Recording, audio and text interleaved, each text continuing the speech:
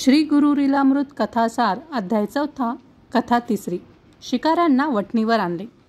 हिमालयातील वास्तव्यास श्री स्वामी महाराजांनी आणखी एक अद्भुत चमत्कार केला। एके दिवशी हे यतिवर्य आंब्याच्या झाडाखाली बसले असताना 4 शिकारी तेथे शिकार करण्यासाठी आले होते। त्यांना पाहून तेथील पशुपक्षी प्राणभयाने सैरावैरा पळू लागले। त्यापैकी हरणाचे एक शावक पळत पळत त्या आंब्यापाशी आले आणि थरथर कापत उभे राहिले। तेव्हा त्याची व्याकुळता पाहून स्वामींनी त्याला जवळ घेतले आणि त्याला प्रेमाने कुरवाळले। त्यावेळी त्यास धीर आला। एवढ्यात ते शिकारी तेथे येऊन पोचले।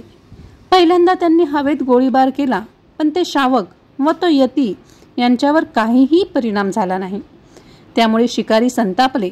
यतिवर्याला अद्वा तद्वा बोलू लागले, पण त्याचाही काही परिणाम होत नाही। हे पाहताच त्यांनी बंदुका रोखून यतीवरच गोळीबार केला। त्या गोळीबाराने त्या दोघांचे काहीही नुकसान झाले नाही। हे पाहताच ते शिकारीच नव्हे तर तेथील गुहांमध्ये राहणारे तपस्वीही आश्चर्याने थक्क झाले। तेवढ्याच श्री स्वामींनी खाली पडलेले 2 खडे उचलून त्या शिकाऱ्यांवर टाकले।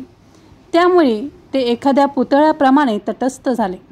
त्यांची सर्व हालचालच थांबली। याप्रमाणे 2 प्रहर लोटल्यावर त्या यतीलाच त्यांची दया आली। त्यांनी कृपादृष्टीने शिकाऱ्यांकडे पाहताच ते भानावर आले। पूर्ववत हालचाल करू लागले। त्यांना त्यांच्या कृत्याचा पश्चाताप झाला आणि ते यतीला शरण गेले व आतापर्यंत केलेल्या सर्व अपराधांबद्दल त्यांची क्षमा मागू लागले। तेव्हा यापुढे हिंसा करू नका, सर्वांशी प्रेमाने वागा, मूक जीवांचे रक्षण करा, ईश्वर सांभाळतील, असा कल्याणकारक उपदेश करून यतींनी शिकाऱ्यांना निरोप दिला। श्री गुरु लीलामृत कथासार अध्याय 4 कथा 4 हरणांचा उद्धार। एके दिवशी एका हरणीचे पाडस चुकले। ती त्याला शोधत सैरावैरा हिंडत होती। पाडसाच्या चिंतेने तिचा जीव कासावीस झाला। त्याचा पिताही त्याला शोधत तिच्याबरोबर धावत होता।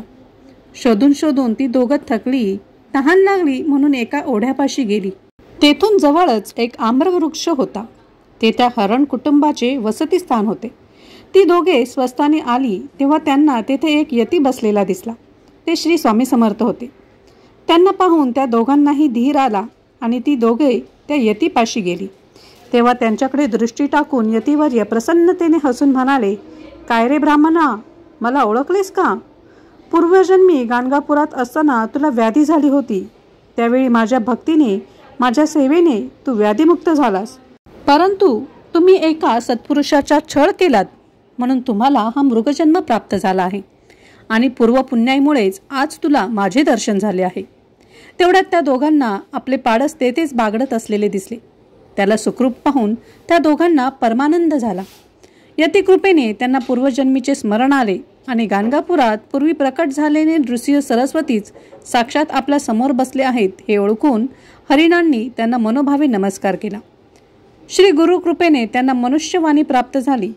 त्यांनी एका सत्पुरुषाचा छळ केल्यामुळे त्यांना रोगी ब्राह्मण, बैल, शूद्र, विणकर, गाढव, सोनार आणि हरिण असे अनेक जन्म प्राप्त होऊन असंख्य हाल अपेष्टा भोगाव्या लागल्या होत्या। त्या सर्वांचे वर्णन करून त्या हरणाने यतीच्या पायी लोटांगण घातले आणि हे मायबापा, हे दीनबंधो, आता तूच आमच्या सर्व तापांचे निवारण कर आणि आम्हाला या जन्म मरणातून सोडव, अशी आर्त प्रार्थना केली। तेव्हा श्री स्वामी म्हणाले, बाबा रे, पुढील जन्मात तुम्ही एका पुण्यशील ब्राह्मण वंशात जन्म घ्या।